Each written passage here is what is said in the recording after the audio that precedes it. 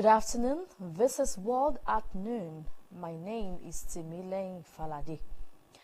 The Supreme Court has adjourned the case on the Naira swap policy of the Central Bank of Nigeria (CBN) till Wednesday, February 22nd, for hearing of the consolidated suits by 10 states. The Apex Court, which heard the case this morning, was filled to capacity with a retinue of senior advocates of Nigeria, other lawyers, and the governors of Kaduna and Kogi State, Nasir El-Rufai and Yahya Bello. At the last hearing, the court had temporarily banned the implementation of the February 10 deadline of the CBN from making the old 200, 500 and 1,000 naira notes legal tender. The Zamfara, Kogi and Kaduna State had instituted the suit against the federal government and the CBN. Other states, namely Niger, Kano, Ondo, Ekiti, had also applied to be joined in the suit against the CBN and the federal government. Meanwhile, the Central Bank of Nigeria has released emergency telephone numbers where Nigerians could report point-of-sales agents selling new naira notes or charging above 200 naira for withdrawal of amounts up to 10,000 naira. The director of CBN Governor's Department, Mr. Joseph Omayuku, advised members of the public to report errant POS agents by reaching out to the CBN to contact center on 0700-2255-226, telephone extension 7110-257. Contact CBN at cbn.gov.ng and its social media handles. You warned syndicates engaging in illegal practices to desist forthwith. The Northern Elders Forum (NEF) says President Muhammadu Buhari is unwilling to rein in the governor of the Central Bank of Nigeria (CBN), Gordon Emefiele, so that old and new 200, 500 and 1,000 naira notes would coexist for the next 6 months to alleviate the suffering of the masses. NEF spokesman Hakim Baba Ahmed said the president should not have allowed the policy to come into play in the last days of his 8-year administration and on the eve of an election. According to him, the informal sector of the economy has been destroyed in the last few weeks because of the lack of liquidity in the system. On the forthcoming elections, the Northern Elders Forum spokesman says there is no reason to doubt the credibility and capacity of the Independent National Electoral Commission (INEC) to conduct free, fair, and credible elections on February 25 and March 11. He also said those against the planned deployment of a bimodal voter registration system (BVAS) for the elections should make their reservations known with sufficient proof if they have any at all. The former United States Ambassador to the United Nations, Nikki Haley, has announced she will run for president in 2024. She is the second Republican to seek the party's nomination after former President Donald Trump announced his bid in November. It's time for a new generation of leadership. Republicans have lost the popular vote in 7 out of the last 8 presidential elections. That has to change. I think folks love Trump, and he's somebody who people tend to be sort of the diehards all in.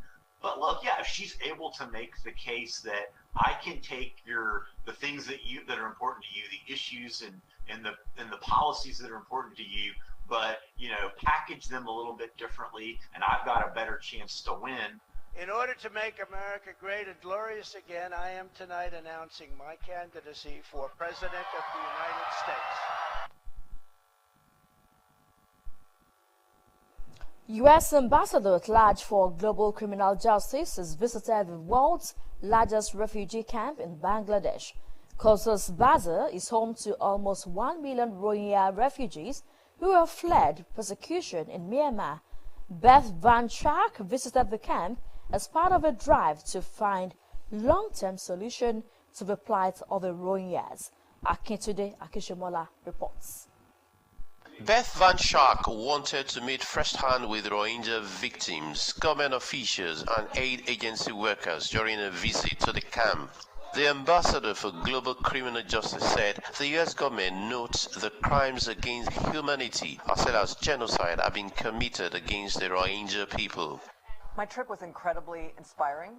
It was really fascinating to hear from the individuals there what they are doing to advance justice in their own communities. So I spoke with documenters who are working out in the camps, taking testimony from survivors.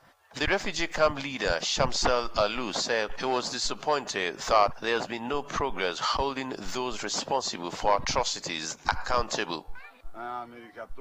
We're happy that diplomats from America and other countries are now visiting the camp. It's almost 6 years since we've been living here. There's not much progress. I hope that justice will prevail. For the refugees, life here is challenging. The camp is overcrowded and overflowing. There are flimsy shelters and the refugees are crammed in by barbed fencing. Here, there are no formal education for children, no possibility of work and no travel allowed. The most serious problem that we are facing is that we are not able to educate our children, nor do we have any means of earning here, making it hard to make ends meet. Ambassador Shark says the International Code of Justice and the International Criminal Code play the lead role in bringing justice for the Rohingya. My office in the State Department is ultimately a foreign policy diplomatic office, and our goal is to provide assistance wherever we can, information sharing, diplomatic support, working with survivors to enable them to travel, to get the kind of papers they'll need to travel to the various jurisdictions, whatever we can to help move these processes forward.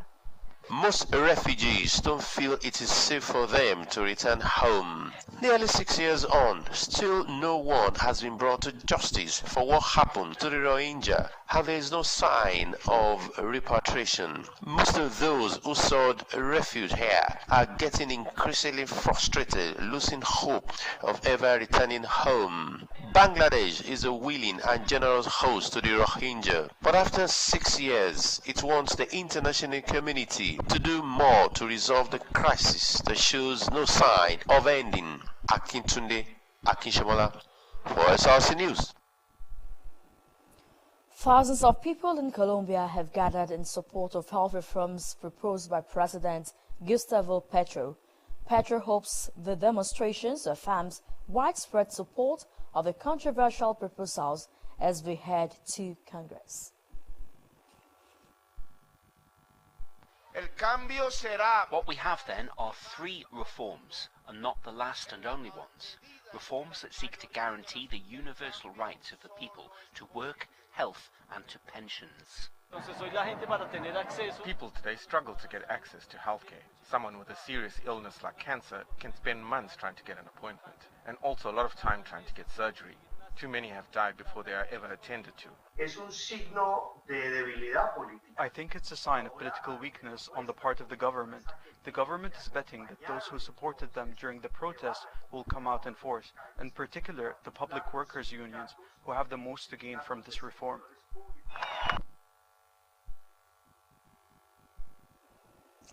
And that's our package this afternoon on World at Noon. Thank you so much for watching.